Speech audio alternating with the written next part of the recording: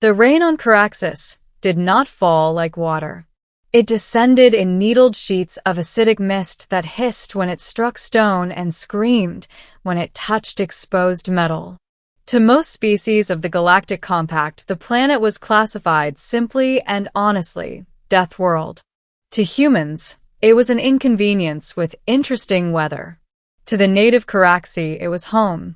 Dr. Elias Ward stood beneath the partial shelter of a basalt overhang, sealing his medkit with gloved hands as another storm rolled in. His breath fogged inside his respirator. The jungle beyond the rocks thrashed violently, bioluminescent fronds recoiling from the acid rain like wounded animals. Dr. Ward, a voice crackled through his comm, "We're losing her. You need to move. Now." Elias didn't answer right away. He knew who her was. Everyone in the relief camp did. Valeth of the Shattered Crest, hunt leader, clan guardian, and the closest thing the Caraxi had to royalty. And she was bleeding out. He broke cover and ran. Valeth lay on a stone slab in the center of the emergency shelter, her massive frame barely fitting beneath the tent's reinforced arches. She was taller than any human Elias had met, her body armored in overlapping obsidian-colored plates, each etched with pale blue bioglyphs that glowed faintly in the dim light. Her eyes, set in a diamond pattern, stared at the ceiling unfocused. Her lower torso was wrapped in blood-soaked thermal fabric. Caraxi blood was not red. It shimmered like molten silver, thick and luminous, pooling beneath her despite the compression field the medics had activated. Elias swallowed hard. "Status," he said, pushing past two alien attendants. "She was gored by a razor-spine burrower," said Tech, a Varelian xenobiologist whose frills were flushed with panic. "The injury is internal. Reproductive core. Sacred anatomy." Elias already knew. The scans had told him enough to make his stomach knot. Among the Caraxi, the reproductive core was not just biological, it was cultural, spiritual. Injury there was considered worse than death. No Caraxi healer would touch it. No off-world medic understood it. Except one human doctor who had spent 6 years studying Deathworld physiology, because everyone else thought it was insane. "Clear the area," Elias said. The tent went silent. Tech hesitated. "Doctor, this is taboo. If she survives." "She won't," Elias snapped, "unless you move." Reluctantly, they obeyed. When Valeth's eyes focused on him, Elias felt the full weight of her presence. Even dying, she radiated authority. "Human," she rasped in her clicking, harmonic language. Her translator struggled to keep up. "You should not be here. You dragged me halfway across the jungle," Elias said gently. "I think that invitation still stands." A faint chuff, Caraxi amusement. "You will see what no outsider has seen," she said. "If I live, I will be broken among my own. If you die," Elias replied, activating his instruments, "your people lose their protector. I'm betting they prefer you alive and scandalous." Her eyes studied him, sharp even through pain. "Do what you must," Valeth said. "But know this, human doctor. If you fail, my death will haunt you." Elias met her gaze steadily. "Fair." The injury was catastrophic. The razor-spine burrower's horn had pierced through the ventral plates and ruptured the reproductive core, a complex organ that regulated not only Caraxi reproduction but hormonal balance, immune response, and neural stability. No compact species had anything comparable. The core was collapsing. Elias worked with precise, relentless focus. His hands moved as if they had rehearsed this moment for years, because in some ways they had. He had studied Caraxi anatomy in theory. He had begged, bribed, and bartered for partial scans. He had hypothesized treatments no one believed would ever be needed. Now all of it mattered. Acid rain drummed on the shelter. The ground shook as something massive passed nearby. Pressure dropping, the medkit AI warned. I know, Elias muttered. Boost nanofibers. Adaptive weave.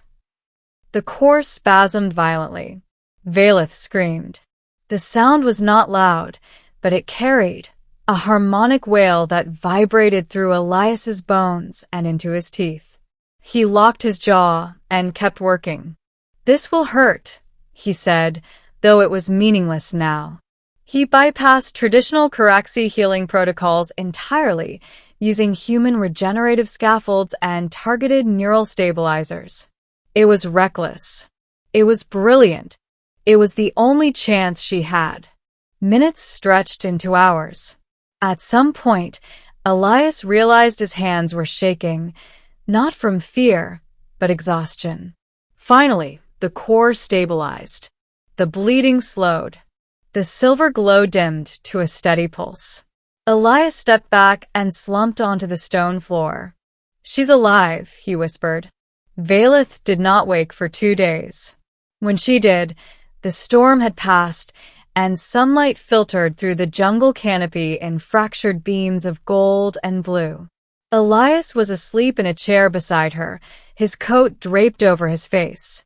She watched him for a long time. When she finally spoke, his eyes snapped open. You still live, she said. Last I checked, Elias replied groggily. How do you feel? She shifted slightly, testing her body. Her expression, alien as it was, registered surprise. I feel whole. Elias exhaled a breath he hadn't realized he'd been holding. There will be consequences, Valeth said quietly. My people will know what was done. They'll know you survived, Elias said. The rest is politics. She considered that. Among the Caraxi, she said, the reproductive core is the seat of legacy. To allow an outsider to touch it is unthinkable. And yet, Elias said softly, you let me. Yes, she agreed. Because you are human. He raised an eyebrow. I'm not sure whether to be offended or honored. Both, Valeth said. Humans are strange, fragile, reckless. You walk death worlds as if daring them to try harder. Occupational hazard, Elias said. She laughed then, a deep, resonant sound that echoed through the shelter. The consequences came swiftly. When Valeth was strong enough to stand, her clan gathered. The air was thick with tension, with the sharp scent of challenge pheromones.